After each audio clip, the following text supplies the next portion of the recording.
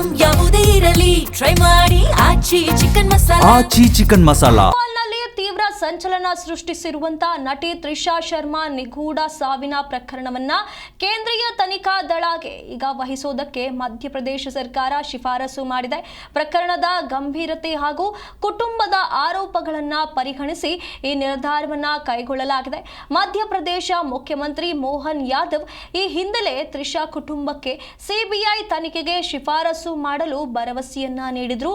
ಜೊತೆಗೆ ಸಂತ್ರಸ್ತ ಕುಟುಂಬಕ್ಕೆ ಎಲ್ಲಾ ರೀತಿಯ ಕಾನೂನು ನೆರವು ನೀಡೋದಾಗಿ ಸರ್ಕಾರ ತಿಳಿಸಿತ್ತು. ಮಿಸ್ ಪುಣೆ ಕಿರೀಟ ಪಡೆದಿದ್ದ ತ್ರಿಷಾ ಶರ್ಮಾ ತೆಲುಗು ಚಿತ್ರರಂಗದಲ್ಲಿಯೂ ಕೂಡ ನಟಿಸಿದ್ರು. ಅವರು ವಕೀಲ ಸಮರ್ಥ ಸಿಂಗ್ ಅವರನ್ನ ಮದುವೆಯಾಗಿ ಕೇವಲ 5 ತಿಂಗಳ ಒಳಗೆ ಅತ್ತೆ ಮನೆಯ ಟೆರೆಸ್ನಲ್ಲಿ ನೇಣು ಬಿಗಿದ ಸ್ಥಿತಿಯಲ್ಲಿ ಪತ್ತೆಯಾಗಿದ್ರು.